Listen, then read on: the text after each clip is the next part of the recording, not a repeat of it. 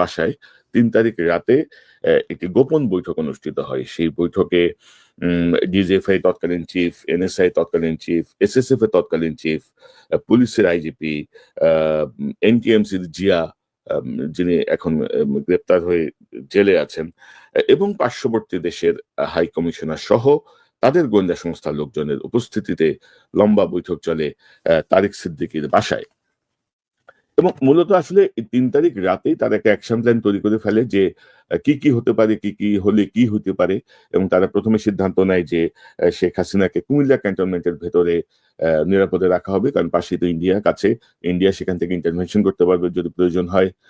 এবং শেখ হাসিনা অনলাইনে খুব স্বাভাবিকভাবে তার অফিস কার্যক্রম পরিচালনা করবেন। বোঝানো হবে যে সবই স্বাভাবিক আছে। শেখ হাসিনাও ঢাকাতেই আছেন। এবং আ তাকে পরিস্থিতি সেনাবাহিনী কঠোরভাবে দমন করে তারপর তাকে আবার ঢাকায় নিয়ে আসা হবে। আবার এর মধ্যে প্ল্যানও হয় যে ইন্ডিয়াতেও নিয়ে যাওয়ার একটা প্ল্যান হয়। সেটি ৩ তারিখ রাতেই চূড়ান্ত হয়। তবে উম ইন্টারেস্টিং বিষয় যেটি সেটি হচ্ছে যে ৩ তারিখ রাতেই কিন্তু হাসিনা যদি পালাতে হয়, কিভাবে পালাবে, কোথায় পালাবে তারও একটা ব্লু প্রিন্ট করে ফেলা হয়, এবং কোন হেলিকপ্টারে যাবে, কোন বিমানে যাবে, তার সঙ্গে কারা, কারা যাবেন এইসব কিন্তু ৩ তারিখ রাতেই অলমোস্ট একটা ড্রাফট করে ফেলা হয়। তো সেই এইসব প্ল্যান করার পরে আ উম ঠিক হয়, কিন্তু পদত্যাগের কোনো প্ল্যান ছিল না। প্ল্যান ছিল হাসিনাকে ইন্ডিয়াতে পাঠিয়ে দিয়ে একটা মার্শাল ল জারি করা হবে, এবং মার্শাল ল জারি করে তারপর পরিস্থিতি স্বাভাবিক হলে তাকে আবার ফিরিয়ে আনা হবে। তো ঐদিন সন্ধ্যায় শেখ হাসিনার আ উম ৪ তারিখে সন্ধ্যায় শেখ হাসিনার গণভবনে একটা বৈঠক ডাকা হয় সবাইকে মিলে, এবং ৩ তারিখের এই ঘটনা প্রবাহের পরে ৪ তারিখে সারাদিনের কার্যক্রম পর্যবেক্ষণ করে ৪ তারিখ সন্ধ্যায় শেখ হাসিনার গণভবনে একটি আ বৈঠক ডাকা হয়।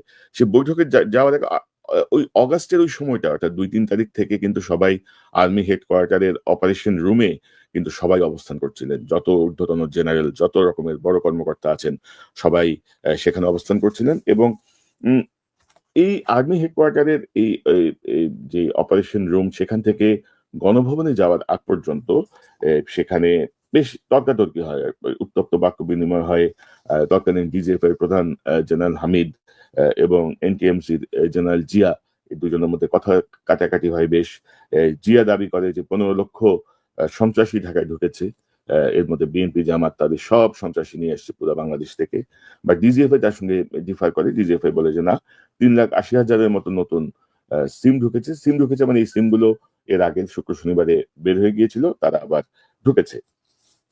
এবং ডিজিএফআই চিফ তৎকালীন যিনি ছিলেন জেনারেল হামিদ, তিনি আ উম গুলি চালানোর বিপক্ষে ছিলেন। তিনি কিলিং এর বিপক্ষে ছিলেন। বাট জিয়ার পক্ষে ছিল আ এই কিলিং এর, এবং এক পর্যায়ে আ জিয়া জেনারেল হামিদকে আ গালাগালিও করেন, এবং তাকে রাজাকার বলেন।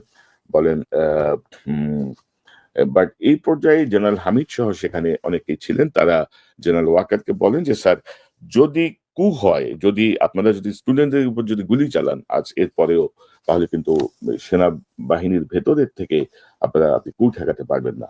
এবং সার্বিক পরিস্থিতিতে জেনারেল ওয়াকার বুঝতে পারেন যে তিনি তার কমান্ড হারাচ্ছেন। অর্থাৎ এভাবে যদি চলে, তিনি যদি হাসিনার নির্দেশ মতো চলেন, তাহলে তিনি সেনাবাহিনীতে তার কমান্ড হারাবেন। তো এরপরই সবাই গণভবনে যান শেখ হাসিনার সাথে বৈঠকে, এবং শেখ হাসিনা খুব কড়াকড়িভাবে বলেন যে, "যা আদেশ হবে তাই মানতে হবে। কোন রকমের কোন ব্যত্যয় সহ্য করা হবে না। যারা আদেশ মানবে না, যারা কোন রকমের শৈথিল্য প্রদর্শন করবে, তাদের প্রত্যেককে কোর্ট মার্শাল করা হবে।" তো এই পরিস্থিতিতে এবং হাসিনা যা বলে এগুলো সব বিএনপি জামাতের পরিকল্পনা, বিএনপি জামাত জঙ্গিরা এসব করছে, তাদেরকে যেকোনো মূল্যে ঠেকাতে হবে, ইত্যাদি, ইত্যাদি, এবং আসলে শেখ হাসিনার সামনে সবাই জি স্যার, জি স্যার বলে একমত হয়ে বের হয়ে আসে। তো গণভবনে শেখ হাসিনার কক্ষ থেকে বের হয়ে আসার পরে আ জেনারেল ওয়াকারের কাছে সিদ্ধান্ত জানতে চায় আ উম জেনারেল মুজিব, যে এখন পরবর্তী সিদ্ধান্তটা কি হবে? মুজিব তখন কোয়ার্টার মাস্টার জেনারেল, এবং তার ঠিক আগেই সেই জেনারেল মুজিব কিন্তু শেখ হাসিনার এসএসএফ এর প্রধান ছিল। তো জেনারেল ওয়াকার বলে দেন যে, "না, সিদ্ধান্ত যা ছিল তাই। সিদ্ধান্ত ছাত্রদের উপরে গুলি চালানো যাবে না। শুধু জানমালের নিরাপত্তায়, স্থাপনাগুলো রক্ষায় সেনাবাহিনী কাজ করবে।" তো এরপরে অ্যাকচুয়ালি জেনারেল ওয়াকার সেখান থেকে বের হয়ে চলে আসেন, চলে যান আর্মি হেডকোয়ার্টার এর দিকে। অপারেশন রুমের দিকে। সেখানে আরেকটি মিটিং হওয়ার কথা ছিল। কিন্তু গণভবনে জেনারেল মুজিব, তৎকালীন কোয়ার্টারমাস্টার জেনারেল জেনারেল জোবায়ের, তিনি ডিজি এনএসআই, এসএসএফ এর DG Nazmul, director military intelligence সহ ৪-৫ জন সেখানে অবস্থান করেন এবং তারা আবার শেখ হাসিনার সঙ্গে দেখা করতে ভেতরে ঢোকেন, অর্থাৎ শেখ হাসিনার কক্ষে ঢোকেন এবং সেখানে জেনারেল মুজিব শেখ হাসিনাকে বলেন যে জেনারেল ওয়াকারকে দিয়ে আসলে হবে না, জেনারেল ওয়াকার আপনার কোনো আদেশ মানবে না, আপনি যদি অনুমতি করেন, আপনি যদি বলেন, তাহলে আমি এই গাদ্দার ওয়াকারকে আজকে রাতেই সরাই দিব। আমরা কোনো একটা পরিস্থিতি তৈরি করে ওয়াকারকে সরাই দিব, এরপরে আপনি আমাকে চিফ বানাইতে পারেন অথবা জেনারেল সাইফুল আলম, যিনি তখন এনডিসিতে ছিলেন, তাকে চিফ বানাইতে পারেন, আপনার ইচ্ছা। তবে আমরা ওয়াকারকে না সরালে এই পরিস্থিতি আমরা নিয়ন্ত্রণ করতে পারবো না। তো শেখ হাসিনা তার সম্মতি দেন। শেখ হাসিনা তার সম্মতি দেওয়ার পরেই জেনারেল মুজিব সিদ্ধান্ত নেন যে যা করতে হবে রাত ৩টার মধ্যে সব সম্পন্ন করে নিতে হবে এবং জেনারেল মুজিব বলেন যে এই পরিকল্পনা আমি করছি, আমি দায়িত্ব নিচ্ছি। এবং সেখানে আর্মির আরেকজন কর্মকর্তা, আরেকজন গোয়েন্দা কর্মকর্তা শেখ হাসিনাকে বলেছিলেন যে ওয়াকার সাহেব সরে গেলেও কোনো সমস্যা হবে না, আর্মি যেভাবে আছে সেভাবেই থাকবে, আপনার নিয়ন্ত্রণে থাকবে, সো ওয়াকার সাহেবকে সরালে আমাদের পক্ষে কাজ করতে সুবিধা হবে। এবং আপনারা বোধহয় একটু জেনারেল মুজিবের ছবিটা যদি আপনাদেরকে একটু দেখাই, আপনি দেখেন এই গাদ্দার কিন্তু আবার পালাইছে, কিন্তু এই গাদ্দারকে আবার পালিয়ে যেতে সহায়তা করা হয়েছে এই সাম্প্রতিক সময়ে। আমি আপনাকে বলি, এই যে হচ্ছে জেনারেল মুজিব, এই জেনারেল মুজিব মূল পরিকল্পনাটা করে এবং জেনারেল মুজিব এই পরিকল্পনার পরপর, যেহেতু কোয়ার্টার মাস্টার জেনারেলের আন্ডারে কোনো ফোর্স নাই, অর্থাৎ কোনো কমান্ড নাই, সে তখন 46 ব্রিগেডের তখনকার যে কমান্ডার ইমরান হামিদকে ফোন দিয়ে বলে যে আমার 4 কোম্পানি সৈনিক লাগবে। তো ইমরান হামিদ তাকে বলে যে আমার পক্ষে তো এই মুহূর্তে 4 কোম্পানি জোগাড় করা খুব মুশকিল। তো পরবর্তীতে সে 2 কোম্পানি জোগাড় করার ব্যবস্থা করে এবং ব্যবস্থা করে তাকে নির্দেশ দেয় জেনারেল মুজিব যে তুমি আর্মি হেডকোয়ার্টারের আশেপাশে আর্মি হেডকোয়ার্টারকে ঘিরে অবস্থান নাও। আর্মি হেডকোয়ার্টারের নিরাপত্তা বৃদ্ধির নামে এই পদক্ষেপটি নেওয়া হয় এবং সেখানে প্ল্যান ছিল যে এর মধ্যে মুজিব এনটিএমসি জিয়াকে ফোন দিয়ে বলে যে আমি হেডকোয়ার্টারের দিকে আসছি, হেডকোয়ার্টারের দিকে আসলে আমি ভেতরে ঢোকার আগে তোমাকে ফোন দিলে তুমি বের হয়ে আসবে, তোমার সাথে আমার কথা আছে। অর্থাৎ পরিকল্পনা ছিল যে হেডকোয়ার্টারের ভেতরেই বা বাইরে জেনারেল ওয়াকারকে আসলে মেরে ফেলা, কারণ মেরে ফেলে বলা যে জেনারেল ওয়াকার ছাত্রদের উপরে গুলি চালাতে চেয়েছিলেন, যার জন্য দেশপ্রেমিক সেনাবাহিনীর একটি অংশ তাকে মেরে ফেলেছে, অথবা তাকে হত্যা করে বা তার গাড়িতে কোনো একটা অ্যাটাক দেখিয়ে বা কোনো একটা পদ্ধতিতে বলা যে বিএনপি জামাত ইসলামিক জঙ্গিরা জেনারেল ওয়াকারকে মেরে ফেলেছে। অর্থাৎ ঘটনাকে পুরো অন্যদিকে ডাইভার্ট করার জন্য তারা এই পরিকল্পনাটি গ্রহণ করে। তো এর মধ্যে আসলে এই পরিকল্পনার খবর জেনারেল ওয়াকার পেয়ে যান একজন সেনা গোয়েন্দা কর্মকর্তার কাছ থেকে। অর্থাৎ গণভবন থেকে বের হতে হতেই জেনারেল ওয়াকারের কাছে আসলে এই খবরটি চলে যায় এবং জেনারেল ওয়াকারকে তিনি রিকোয়েস্ট করেন যে স্যার আপনি আপনার মতো করে কোনো একটা পদক্ষেপ নেন, কারণ এই হচ্ছে দ্য সিচুয়েশন। তো জেনারেল ওয়াকার তখন তার দেহরক্ষী, তার ড্রাইভার এবং খুব সম্ভবত 1 জন বা 2 জন সিকিউরিটির লোককে সাথে নিয়ে তার গাড়িতে বা অন্য একটা গাড়িতে করে ক্যান্টনমেন্টের ভেতরেই একটি সিভিল বাসায় যে সারা রাত সেখানে অবস্থান করেন। তার সাথে তার টেলিফোন, তার আশেপাশে যা ছিল সবার টেলিফোন বন্ধ ছিল, অর্থাৎ কোনোভাবে তাকে ট্র্যাক করতে পারেনি এবং তিনি ভোর 7টা পর্যন্ত ওই বাসাতেই ছিলেন। আমি দুজনের কথা জানি, কিন্তু আমি আসলে যোগাযোগ করতে পারিনি তাদের সাথে, বাট ইট কনফার্ম নিউজ যে তিনি ক্যান্টনমেন্টের ভেতরে কোনো সাবেক কর্মকর্তার বাসায় অথবা কোনো বেসামরিক কোনো ব্যক্তির বাসায় তিনি সারা রাত অবস্থান নেন এবং জেনারেল মুজিব সহ যে বাহিনীটি এই ঘটনা ঘটাতে চেয়েছিল তারা রাত 3টায় যে ঢোকেন আর্মি হেডকোয়ার্টার, অর্থাৎ এই যে 46 ব্রিগেডের ইমরান হামিদকে দিয়ে কোম্পানি মোবিলাইজ করা, তারা বোধহয় 300 সৈন্যের 2 কোম্পানি ডিপ্লয় করেছিল আর্মি হেডকোয়ার্টারের আশেপাশে এবং জেনারেল মুজিব হার্মি হেডকোয়ার্টারে ঢুকে দেখেন যে জেনারেল ওয়াকার নেই এবং কেউ জানে না উনি কোথায় গেছেন। তার মনে হলো যে তিনি হয়তো আম কেউ জানলেও হয়তো বলছে না যে জেনারেল ওয়াকার কোথায় আছেন। তো এরপরে যেটা হয় এই এর মাধ্যমে আসলে ভেস্তে যায় জেনারেল মুজিব এবং হাসিনার যে পরিকল্পনা ছিল জেনারেল ওয়াকারকে সরিয়ে মুজিব আর্মি চিফ হিসেবে বা general Saiful Alam army chief হিসেবে একটা ভয়ঙ্কর ক্র্যাকডাউন করবে। সেই পরিকল্পনা ভেস্তে যায় এবং জেনারেল ওয়াকারকে অর্থাৎ আল্লাহ বাঁচাইছে আরকি। আল্লাহ বাঁচাইছে তাকে আ মানে নিজ হাতে বাঁচাইছে এবং পরের দিন সকাল ৭ টায় আবার শেখ হাসিনা অর্থাৎ ৫ই আগস্ট সকাল ৭ টায় শেখ হাসিনা আবারও বৈঠক ডাকে সবার এবং সেই বৈঠকে আবার জেনারেল ওয়াকার যান। যেহেতু একটি পরিকল্পনা ব্যর্থ হয়ে গেছে সবাই স্বাভাবিক আচরণ করেন এবং আ এর মধ্যে শেখ হাসিনা আ দরবেশকে অর্থাৎ সালমান এফ রহমানকে পাঠান এ ইউএস এমবাসিতে। ইউএস এমবাসিতে সালমান চলে যায় হচ্ছে সকাল ৬:৩০ টায়।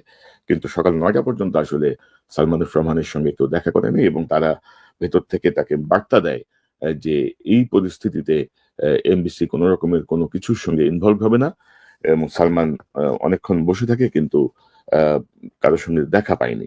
ওই যে বলছিলাম যে তারেক সিদ্দিকের বাসায় ৩ তারিখ রাতে যে বৈঠক হয়, সেই বৈঠকে পরিকল্পনা হয় যে শেখ হাসিনা যদি পালাতে হয় বা তাহলে ৯ জন তার সাথে যাবে। এর মধ্যে তারেক সিদ্দিকী, তার ওয়াইফ সহ তার পরিবারের ৬ জন, শেখ হাসিনা, শেখ রেহানা আ এবং সালমান এফ রহমান। তো সালমান এফ রহমান আসলে আমেরিকান এমবাসিতে যেয়ে ওখানে আটকা পড়ে এবং পরবর্তীতে রাস্তাঘাটে যে অবস্থা ছিল তাতে সে এসে আর সময় মতো হাসিনার সাথে পালাতে পারেনি আরকি। তো এর মধ্যে গণভবনের বৈঠক শেষে বেচারা ইমরান হামিদ পড়ে আসলে আরেক বিপদে এবং ইমরান হামিদ আ জেনারেল ওয়াকারের অফিসে এসে তার কাছে মাফ চায় এবং একজন প্রত্যক্ষদর্শীর বক্তব্য তিনি লিটারেলি পা ধরে মাফ চায় যে, "স্যার আমি কিছু জানতাম না। আমাকে শুধু আদেশ করছে আমি ২ কোম্পানির সৈন্য ডিপ্লয় করেছিলাম আর্মি হেডকোয়ার্টারের সামনে।" তো এরপরে পরিস্থিতি আপনারা সবাই জানেন এবং জেনারেল ওয়াকার শেখ হাসিনাকে অ্যা আবার গণভবনে যেয়ে বলে যে, "আপনি এই মুহূর্তেই বের হয়ে যেতে হবে। কারণ জেনারেল ওয়াকার এরপরে আর্মিদেরকে যারা ডিপ্লয়েড আর্মি তাদেরকে নির্দেশ দেন যে, কোথাও কোনো গুলি চলবে না। ছাত্র জনতার উপরে একটা গুলিও যেন কেউ না চালায়।" যার ফলে এটি আরো বেগবান হয় এবং দুপুরের মধ্যে জেনারেল ওয়াকার শেখ হাসিনাকে এসে বের হয়ে যেতে বলেন। আ পালাতে দেন। এটি এক ধরনের দেখেন, এক ধরনের উদারতা। আজকের আমি যে শিরোনামটা দিয়েছি, জেনারেল ওয়াকার কি মানে ভুলো মন? উনি সবকিছু কি ভুলে যান? উনি কি উদার নাকি উনি বোকা? এ এ এবং দেখেন যে এত কিছুর পরেও কিন্তু তিনি শেখ হাসিনাকে খুব স্মুথলি যেতে দিয়েছেন এবং অগাস্টের এই ঘটনার আ ১ মাসেরও বেশি সময় পরে জেনারেল ওয়াকার ৩ জন সেনা কর্মকর্তাকে অবসরে পাঠিয়েছেন। একজনকে বরখাস্ত করেছেন সেটি হচ্ছে জেনারেল মুজিব এবং অ্যাম আম আমি যদি নামগুলো বলি lieutenant general Saiful Alam, lieutenant general Ahmed Tabbir Shams Chowdhury, major general Hamidul Haque এবং এবং বরখাস্ত হয়েছেন জেনারেল মুজিব। তো জেনারেল মুজিবকে তিনি বরখাস্ত না করে তাকে তো বিচারের আওতায় আনার কথা ছিল এবং জেনারেল মুজিব দেখেন এম এ সে কিন্তু পালিয়ে গেছে। তাকে কিন্তু নজরদারিতে রাখা হয়েছিল বরখাস্তের পরে। সে কিন্তু পালিয়ে গেছে। অর্থাৎ তার যেই বাহিনী, সে বাহিনী তাকে আ বের করে দিতে সহায়তা করেছে। সুপ্রিয় বন্ধুরা আসসালামু আলাইকুম। বন্ধুরা আপনারা দেখতেছেন কুখ্যাত জেনারেল মুজিবকে যে চক্রান্ত করেছিল সেনাপ্রধান ওয়াকারুজ্জামান সাহেবকে সরিয়ে দেওয়ার জন্য। তারপরে তিনি বসতে চেয়েছিলেন কিন্তু সেই সৌভাগ্য তার হয়নি।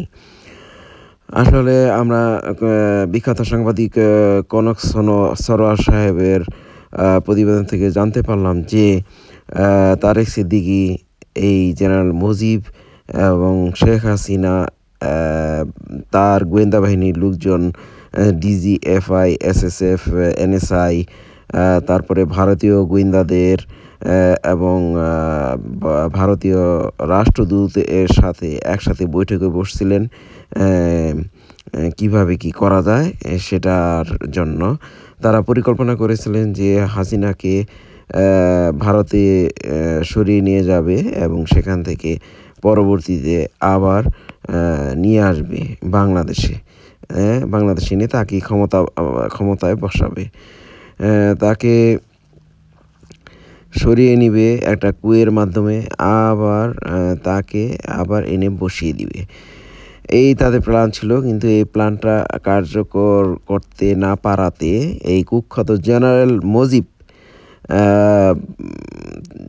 হাসিনাকে বুদ্ধি দেয় যে আ করার জন্য, ওয়াকারুজ্জামান সাহেবকে সরিয়ে দেওয়ার জন্য চিরতরে। পরে সেটাও কোনো একজন গোয়েন্দা পৌঁছে দেয় ওয়াকারুজ্জামান সাহেবকে। তারপরে আম সৌভাগ্যক্রমে সেনাপ্রধান সেখান থেকে সরে যান। সেই যেই হেডকোয়ার্টারে সেনাপ্রধান ছিলেন, সেখান থেকে তিনি সরে যান এবং তিনি জানে বেঁচে যান।